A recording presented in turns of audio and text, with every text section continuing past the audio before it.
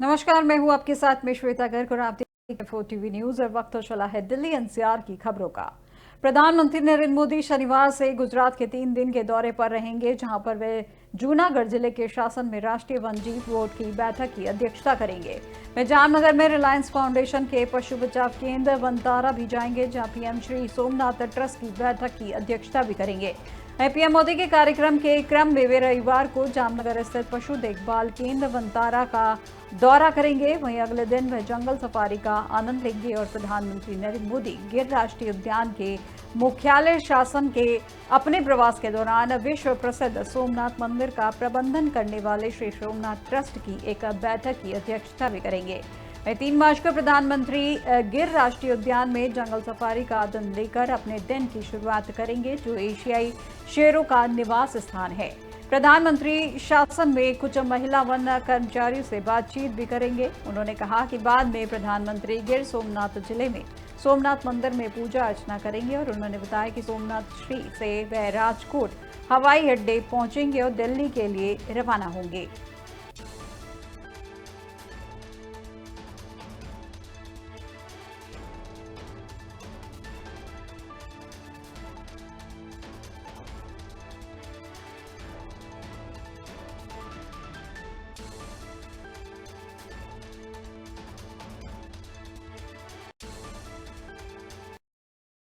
बड़ी खबर सामने आ रही है, जो दिल्ली सरकार के अस्पतालों में भी मिलेगी एम्स जैसी आधुनिक सुविधाएं। जहां मौजूदा समय में इन अस्पतालों की हालत है काफी दयनीय।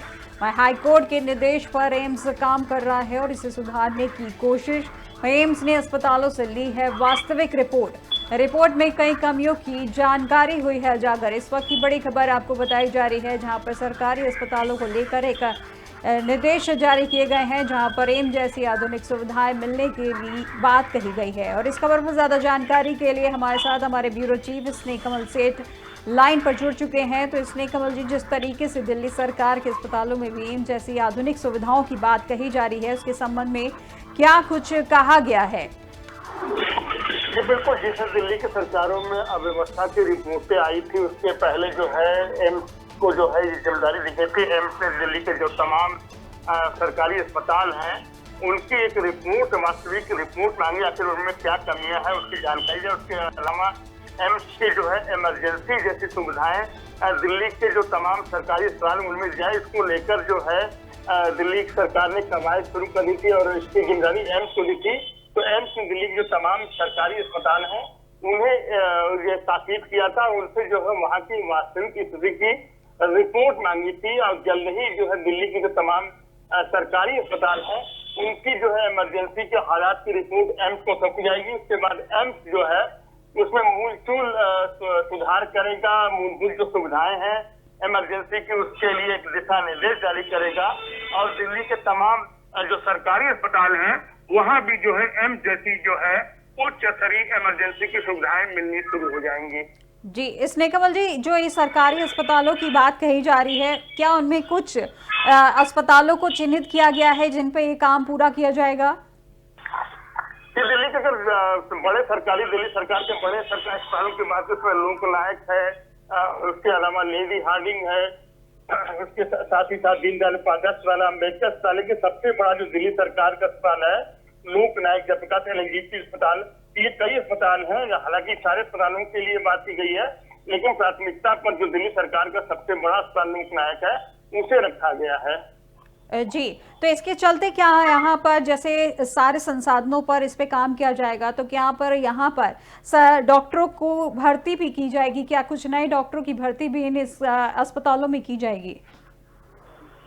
जी, अस्पतालों में भर्ती की तो बात की जानकारी नहीं है, लेकिन हाई कोर्ट के निर्देश पर दिल्ली हाई कोर्ट में याचिका दाखिल थी, उनके निर्देश पर जो है एम्स काम कर रहा है। एम्स ने कहा है कि जो दिल्ली के तमाम सरकारी अस्पताल है वहां पर भर्ती संबंधी कोई बात नहीं है, इसमें सिर्फ जो है व्यवस्थाओं में सुधार की बात है कि इमरजेंसी जो सुविधाएं हैं उसे उच्च स्तरीय या एम्स की टक्कर कैसे बना जाए, इसको लेकर जो है हाईकोर्ट ने एम्स को डायरेक्शन लिया था और एम्स ने जो है तमाम दिल्ली के अस्पतालों से जो है वर्तमान स्थिति की रिपोर्ट मांगी, उसके बाद उसमें सुधार का काम शुरू होगा।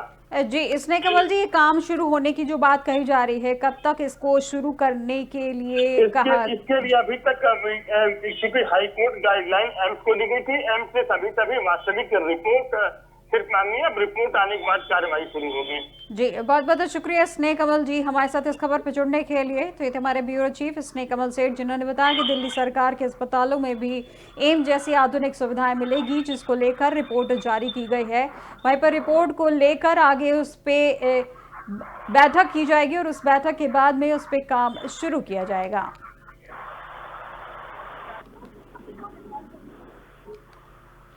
अब दिल्ली से एक और बड़ी खबर सामने आ रही है, जहां 1 मार्च से उपलब्ध सरकारी सर्वोदय विद्यालयों के दाखिले फॉर्म, जहां नर्सरी से पहली कक्षा में दाखिले के फॉर्म होंगे उपलब्ध। जो दिल्ली में रहने वाले बच्चे आवेदन के होंगे पात्र, इसको लेकर ये भी बताया गया है, जहां पर उनको आवेदन अधिक होने पर ड्रॉ के आधार पर इनका चयन होगा। राजधानी दिल्ली में शैक्षणिक सत्र 2025-26 के लिए सरकारी सर्वोदय विद्यालयों में नर्सरी से लेकर पहली कक्षा में दाखिला के लिए 1 मार्च से दाखिला फॉर्म उपलब्ध होंगे और दाखिले के लिए दिल्ली में रहने वाले बच्चे ही आवेदन के पात्र होंगे। स्कूलों में प्रवेश के लिए 15 मार्च तक ऑफलाइन फॉर्म मिलेंगे और इस संबंध में शिक्षा निदेशालय की स्कूल शाखा ने दिशा निर्देश जारी किए हैं। निदेशालय द्वारा जारी निर्देशों के अनुसार सर्वोदय विद्यालय में दाखिले के लिए फॉर्म स्कूलों में ही उपलब्ध होंगे। वहीं स्कूलों से सभी कार्य दिवसों में 15 मार्च तक फॉर्म प्राप्त किए जा सकते हैं, जहां सुबह की पाली वाले स्कूलों में सुबह 8:30 बजे से 11:30 बजे तक और शाम की पाली वाले स्कूलों में दोपहर 2:30 बजे से लेकर शाम 5:30 बजे तक फॉर्म उपलब्ध होंगे। वहीं आवेदन फॉर्म को भरकर संबंधित दस्तावेजों के साथ ड्रॉप बॉक्स में डालना होगा और अगर आवेदन में कोई कमी होने पर उसकी सूचना 18 मार्च को नोटिस बोर्ड पर लगाई जाएगी और आवेदन संबंधी कमियों को दूर करने के लिए अभिभावक स्कूल समय में 18 और 19 मार्च को आ सकते हैं। वहीं आवेदन अधिक होने पर ड्रॉ के आधार पर चयन होगा। वहीं सीटों से अधिक आवेदन की स्थिति में दाखिले के लिए उम्मीदवारों का चयन ड्रॉ के माध्यम से होगा। 20 मार्च को सुबह की पाली वाले स्कूलों में 11 बजे और सामान्य पाली वाले स्कूलों में दोपहर 3 बजे ड्रॉ होगा। ड्रॉ का आयोजन स्कूल प्रबंधन समिति सदस्यों और आवेदक के अभिभावकों की मौजूदगी में होगा। और इस खबर पर ज्यादा जानकारी के लिए हमारे साथ हमारे ब्यूरो चीफ स्नेह कमल सेठ लाइन पर जुड़ चुके हैं। तो स्नेह कमल जी, जिस तरीके से स्कूलों में प्रवेश के लिए जो फॉर्म की निकाले गए हैं आवेदन करने के लिए, उसके संबंध में क्या कुछ जानकारी मिल पा रही है? आखिर किस तरीके से इसमें अभिभावक आवेदन कर सकते हैं? दिल्ली के अगर शैक्षणिक सत्र की बात करें, हर साल मार्च अप्रैल का महीना आता है, दिल्ली के जो भी अभिभावक होते हैं अपने बच्चों को स्कूलों में दाखिले के लिए जो है अपनी भागदौड़ शुरू करते हैं, क्योंकि जितने स्कूल है उससे अधिक जो है बच्चों की संख्या है। खासकर अगर दिल्ली सरकार के दिल्ली के सर्वोदय राष्ट्रीय सरकारी जितनी सर्वोदय स्कूल है उसमें बात करें तो जो है दाखिले के को लेकर मारामारी होती है।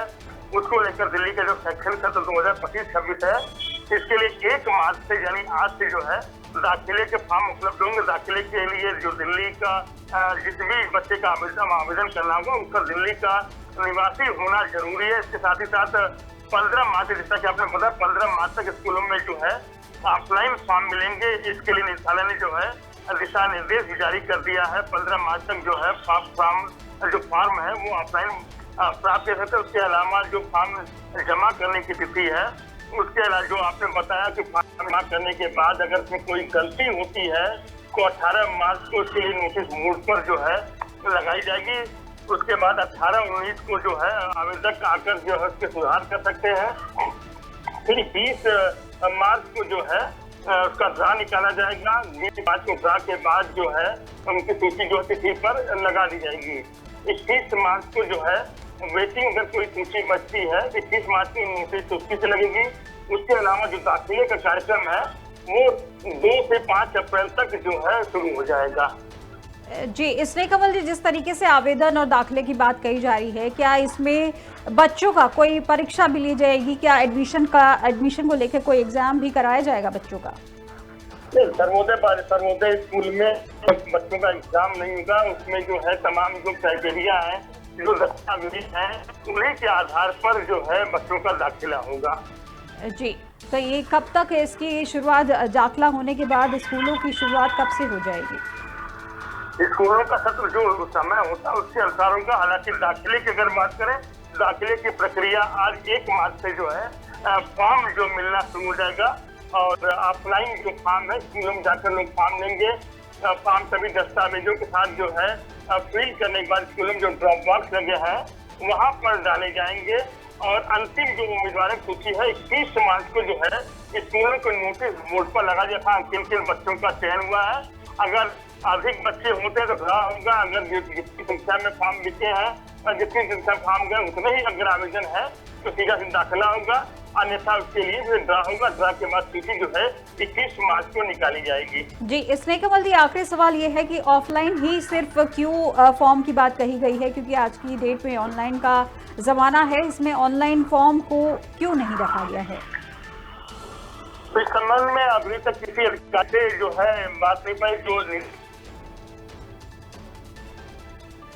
कहा गया कि सभी तमाम स्कूलों में ऑफलाइन ही फॉर्म मिलेंगे।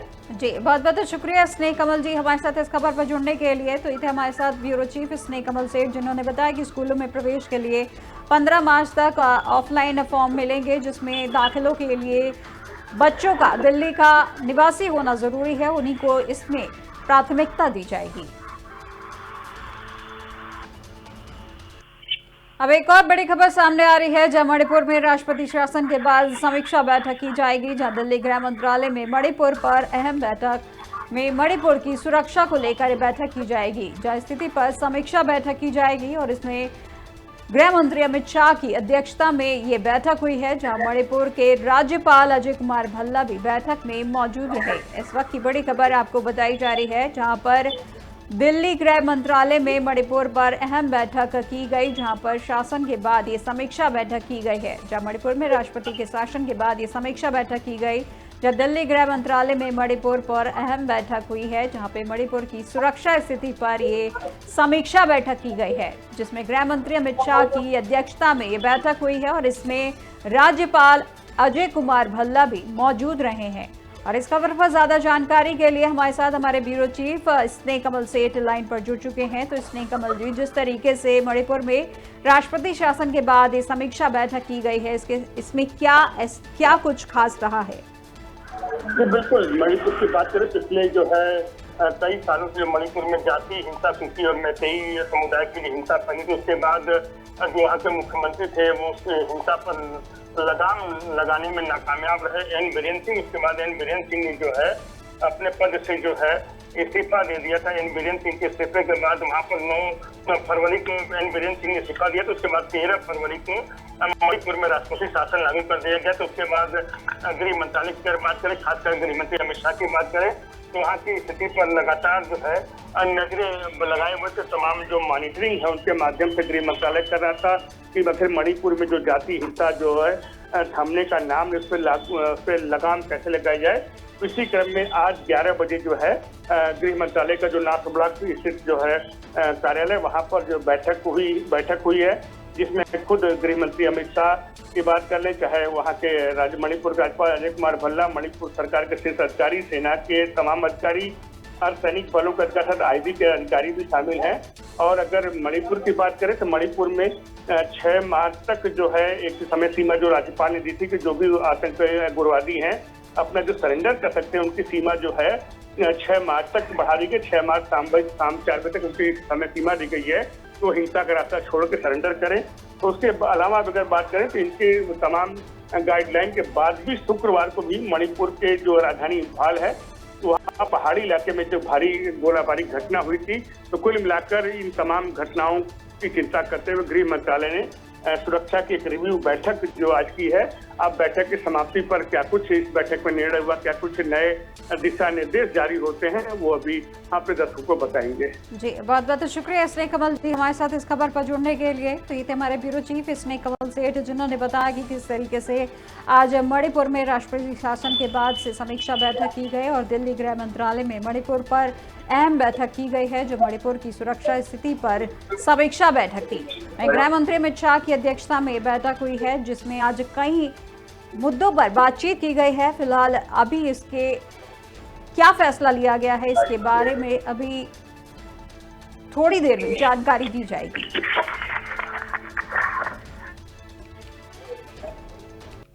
अब एक और बड़ी खबर सामने आ रही है, जहां यमुना की सफाई को लेकर दिल्ली में बड़ी बैठक हुई है। जहां आज गृह मंत्री सीएम रेखा गुप्ता बैठक में शामिल हो सकते हैं। सूत्रों के अनुसार से खबर आपको बताई जा रही है, जहां बैठक में मंत्री प्रवेश वर्मा भी रह सकते हैं मौजूद। जहां जल मंत्री प्रवेश वर्मा कर सकते हैं सफाई को लेकर बड़ा ऐलान। वही दिल्ली की प्रदूषित यमुना की सफाई का काम होगा और तेज। इस वक्त की बड़ी खबर आपको सूत्रों के हवाले से बताई जा रही है, जहां यमुना की सफाई को लेकर दिल्ली में बड़ी बैठक आज हो सकती है। जहां गृह मंत्री और सीएम रेखा गुप्ता बैठक में हो सकते हैं मौजूद।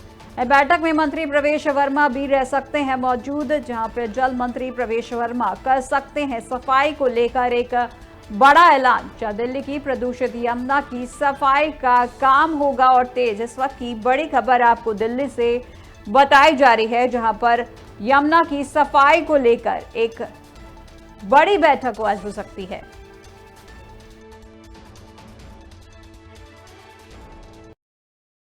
बदमाशों के हौसले लगातार बुलंद होते जा रहे हैं, जहां गोलियों की तड़तड़ाहट से पूरी दिल्ली गूंज उठी है। आधी रात को कारोबी के घर पे फायरिंग हुई है, जो सीसीटीवी कैमरे में पूरी घटना कैद हुई है। वहीं पुलिस ने मौके से 4 खोखे बरामद किए हैं। दरअसल दिल्ली के भजनपुरा स्थित यमुना विहार में आधी रात को स्कूटी सवार बदमाशों ने कारोबारी के घर पर ताबड़तोड़ गोलियां चला दी हैं। जहां कारोबारी की आंख खुली तो उन्होंने खिड़की से झांक कर देखा तो स्कूटी सवार 2 बदमाश गोलियां चला रहे थे। वारदात के बाद आरोपी मौके से भाग खड़े हुए हैं। वहीं फौरन मामले की सूचना पुलिस को दी गई, जिसकी सूचना मिलते ही जिले के वरिष्ठ पुलिस अधिकारी मौके पर पहुंच गए और क्राइम टीम और एफएसएल को मौके पर बुला लिया गया। जहां छानबीन के दौरान टीम को 4 खोखे बरामद हुए हैं। माना जा रहा है कि डराने की नीयत से गोलियां चलाई गई थी। फिलहाल पीड़ित किसी भी तरह से रंजिश या जबरन वसूली के लिए गोली चलाने की बात से इनकार कर रहे हैं।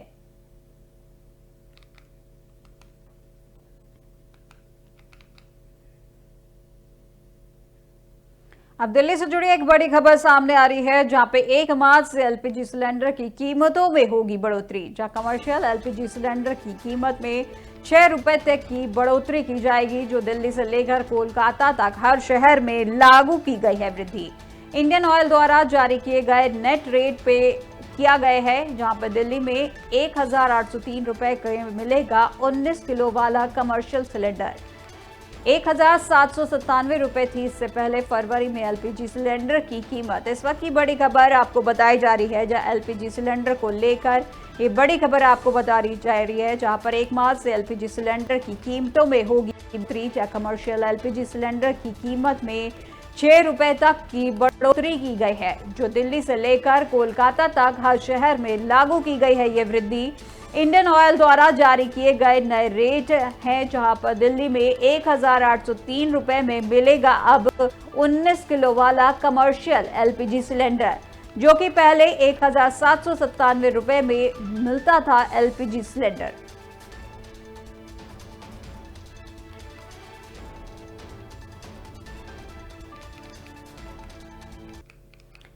अब अगली खबर दिल्ली से है, जहां नजफगढ़ खौड़ा मोड़ के पास बस में जा घुसी है तेज रफ्तार कार। जहां रॉन्ग साइड से आ रही थी तेज रफ्तार कार, जिसने बेकाबू होकर सीधा बस में जा घुसी है। गनीमत रही कि किसी भी तरीके का कोई बड़ा हादसा नहीं हुआ है। नजफगढ़ खैरा मोड़ के पास बस में जा घुसी है एक तेज रफ्तार कार, जो रॉन्ग साइड से तेज रफ्तार कार आ रही थी, जिसके कारण ये हादसा हुआ है। वहीं बेकाबू होकर कार सीधा बस में जा घुसी है, पर गनीमत रही कि किसी भी तरीके का कोई बड़ा हादसा नहीं हुआ है।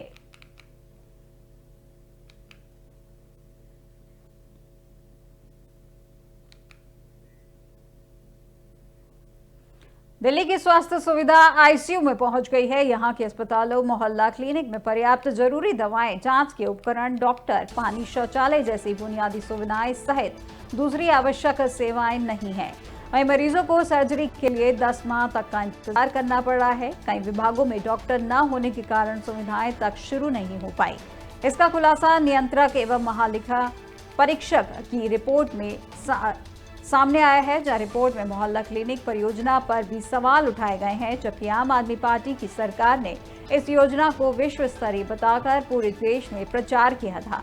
रिपोर्ट में कहा गया है कि 74 मोहल्ला क्लिनिक की समीक्षा में पाया गया है कि किसी में भी सभी 165 आवश्यक दवाओं का पूरा स्टॉक नहीं था। वहीं इसके अलावा pulse oximeter, glucometer, x-ray, QR, thermometer और ब्लड प्रेशर मॉनिटर सहित दूसरे आवश्यक उपकरण भी नहीं थे।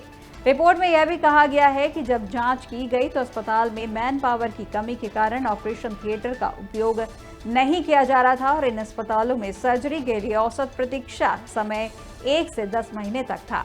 साथ ही यहां गहन देखभाल इकाई यानी आईसीयू सेवाओं की भी कमी पाई गई, जहां लोकनायक अस्पताल में मेडिसिन विभाग की आईसीयू में मार्च 2020 तक 12 में से 5 ईसीजी मशीनें काम नहीं कर रही थी। वहीं पर जुलाई 2020 में एक मशीन गायब हो गई और फरवरी 2021 में मामला दर्ज किया गया, लेकिन अस्पताल ने कोई और विवरण नहीं दिया गया।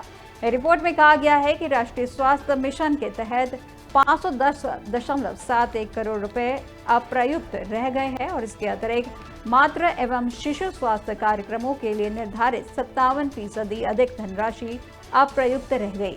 भारतीय सार्वजनिक स्वास्थ्य मानकों के अनुसार अस्पतालों के रोगियों के लिए उचित सुविधाएं नहीं थी और इसमें पीने का पानी, शौचालय सहित दूसरी बुनियादी सुविधाएं का भी भारी अभाव मिला है।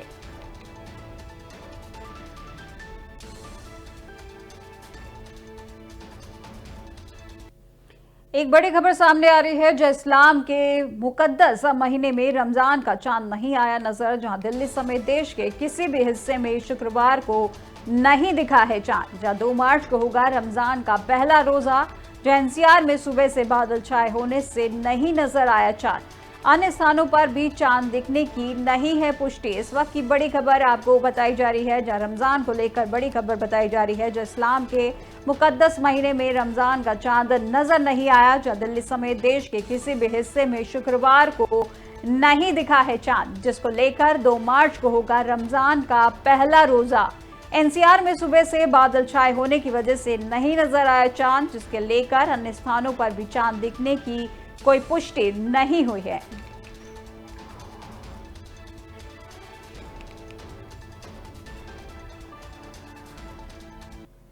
केरल में कांग्रेस की रणनीति पर आयोजित एक बैठक हुई है, जहां कांग्रेस ने केरल के नेताओं को दी है चेतावनी। जहां पार्टी लाइन के खिलाफ बोलते तो होगी कड़ी कार्रवाई। जहां कांग्रेस सांसद शशि थरूर की हालिया टिप्पणी पर हुआ था विवाद। पार्टी लाइन से बाहर कुछ भी बोलने से किया गया है मना। जहां नेताओं को रणनीति के बारे में बहुत सावधान रहना चाहिए, राहुल गांधी ने कहा। इस वक्त की बड़ी खबर आपको बताई जा रही है, जहां पर कांग्रेस ने एक बैठक की है, जहां कांग्रेस में केरल में कांग्रेस की रणनीति पर आयोजित एक बैठक हुई है, जो कांग्रेस ने केरल के नेताओं को दी है चेतावनी। पार्टी लाइन के खिलाफ बोले तो होगी कड़ी कार्रवाई और उसके साथ ही कांग्रेस सांसद शशि थरूर की हालिया टिप्पणी पर हुआ था विवाद, जहां पार्टी लाइन से बाहर कुछ भी बोलने से किया गया है मना। वहीं राहुल गांधी ने कहा कि नेताओं को रणनीति के बारे में बहुत सावधान रहना चाहिए। इस वक्त की बड़ी खबर आपको बताई जा रही है।